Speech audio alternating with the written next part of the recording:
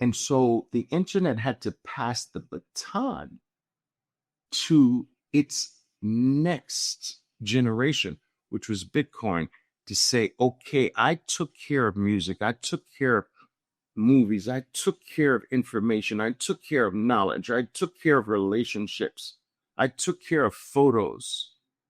Now you go take care of the biggest thing on earth. Couldn't do that. It's your job to take care of money. Now, why is money, which Bitcoin is responsible for taking over, why is that the biggest thing?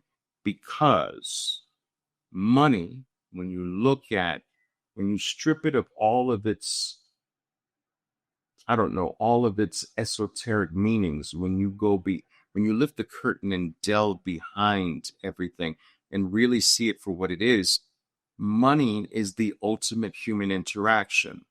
Money is the ultimate ledger of human action, communication. Every action is money. Think about that. Every action that is worth recording is a human interaction is an exchange of value. I'm not talking about tripping over a curb. Like I was crossing the street, Oliver, I tripped over a curb. Should that be recorded on the Bitcoin network? No, I'm not talking about irrelevant bullshit. I'm talking about anything that is of value needs to be recorded as permanent history. And that's what money is. Money is nothing more than a ledger of important human shit. That's it. That's what money is. If the shit is important, it's money. I just want you to understand, guys, that I know maybe some of you weren't even born at this time, but many of you were. But the internet in all of its glory, the protocol that changed almost every aspect of our lives, really, in the United States at least, only became legal from a commerce point of view in 1994 during the Clinton administration. And President Clinton's vice president was very instrumental in passing the law that made it legal for corporations in the United States to interact with the internet from a commerce point of view. Now, this happened in 1994. One of the main reasons I understand this is because it led me to leave Wall Street and start my own firm. I saw the potential in this new protocol, which many of my peers on Wall Street did not see, did not respect. But I saw it and left in 1994 to start my own firm in September of 1994. My firm became one of the go-to firms for all the firms that didn't believe in the internet to come to actually learn how to operate their trading from the foundation of the internet at that time, which is really crazy. In addition to that, all right, so it's almost like I'm reliving this revolution or evolution, depending upon your point of view, right? The fact that we all can be together live from every part of the world, exchange ideas, our different points of views, and do it simultaneously was something that was never thought to be possible. And I see the very same thing being said about Bitcoin uniting the world from a money standpoint, because if you think about this, people, the internet did something quite revolutionary for the human race.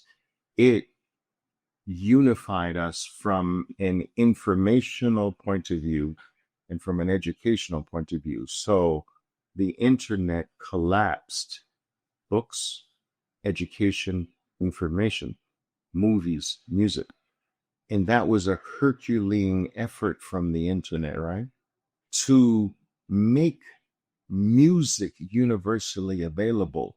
That was never heard of, because for a long time you had to go to a place, you had to be rich enough or privileged enough to actually have an invite to go to a small little lounge to see a live band in the past. And then there was vinyl, and vinyl made having access to that special musical group a little wider. So now people did not have to go or be extra privileged to go to a special place and have an invite to go to a special lounge to see a live band play. They could buy a piece of plastic and listen to it.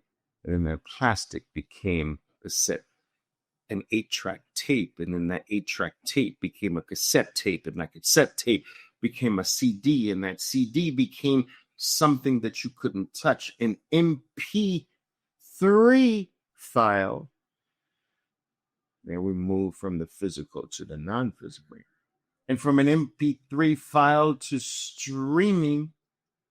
When's the last time you've held an album in your hands? When's the last time you've looked at the picture? What's the picture on the album? Let me see the picture on the album.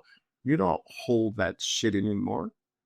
One of the things that I will tell you that I've been thinking about recently, I feel extraordinarily fortunate because I have lived through so many evolutionary processes. In the past, maybe you had to be lucky enough to be born in a certain generation to live through an epoch that changed the world. So maybe there was several epochs before you that didn't change the world, and you got lucky to be born during this epoch that brought something so revolutionary to the world that it changed everything. But I managed to live through a period of time where it was chock full of things that changed the world. Let me give you an example of this. I lived through the personal computer era, the beginning of the gaming era, the personal computer era. And, I was born in the 60s. So in the 70s, the personal computer era was born. And it wasn't that the computer era was born, the personal computer era was born. This was the start of computers being made universally available to all human beings on Earth. I watched the personal computer go to something that was just niche and special to almost every human being that was doing anything of significance in life for the planet had to have access to a personal computer. And then shortly after the personal computer era kicked off, there was the cell phone era that kicked off. Guys, listen, I had a friend, right, who we grew up together. Now, we took different paths in life. Do you understand? I took the path where I wanted to be a Wall Street trading mogul. This dude wanted to be the biggest drug dealer on planet Earth. And we took different paths. We grew up together, and we grew up in a relatively similar socioeconomic background, similar families. I mean, he came from a great family. And he ultimately became very good at what he did, actually. But I just remember this guy having 2 girls carry briefcases with them behind him. So everywhere he went, there were these 2 girls. And I remember meeting up with him one day after not seeing him for a long time and saying, "What's happening, man? Who are the girls?" He said, "Oh, they carry my batteries." So he had 2 girls that carry his batteries. This is in the 1980s, right? 2 girls carry his batteries. What batteries for what? He said, "Oh, for my 2 cell phones." And he had these 2 monstrosities of a cell phone in the mid 1980s. They were like huge, but he didn't have one. And if you watch the Wall Street movie, Wall Street, you remember Gordon Gekko had one of those big giant phones. Well, this dude was bigger than Gordon Gekko. He had 2 of them, and he had 2 people to literally carry the batteries because the batteries for these things were huge. He had 2 personal assistants carrying batteries for 2 personal cell phones. Anyway, my point is that I grew up seeing the smartphone, seeing the cell phone take over the world. Now, understand this. I watched the personal computer take over the world. I watched the cell phone take over the world. And I watched people poo-poo all of them. I watched people feel that the personal computer was a fad, that it was just for gamers and it would never catch on and business would never adopt it. I lived through cell phones being bad for cancer in your ear and that it would kill humanity and that no one would be using cell phones in 5 years from now, 10 years from now, because everyone who uses them would have brain cancer and da da da. I've lived through all of that. I lived through my own industry becoming democratized through technology and lower and lower prices that lowered the barrier to entry on the part of the regular individual. So I watched Main Street infiltrate Wall Street through the personal computer and the cell phone. I watched books, which were a big part of my life. My mother was a librarian, assistant librarian. And so I lived part of my childhood life in a library. I watched books collapse to phones. I have more phones. I had more books on this phone than all the libraries that my mother ever worked in. I have more books. I was reading a book just before I got online here. I read books on my phone and I have thousands of them. Do you understand what I'm saying? Shout out to Svetsky, the author of this book. What is it called? Can you see it? The Bushido of Bitcoin. So I was reading this.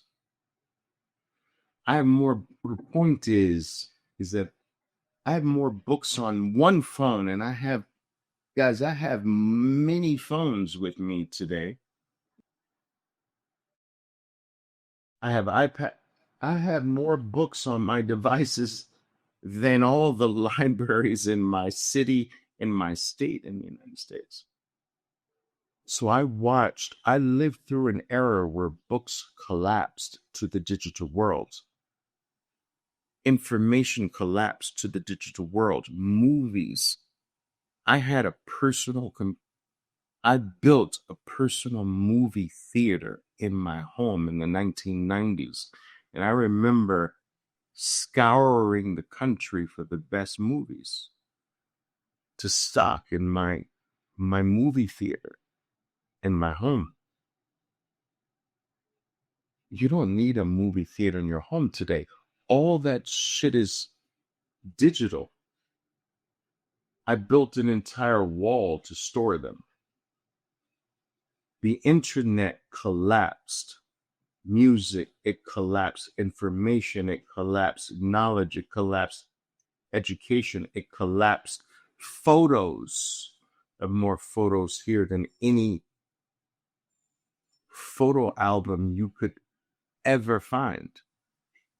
My point is that I lived through an era where I saw and witnessed my own life the fact that everything is moving to a digital world.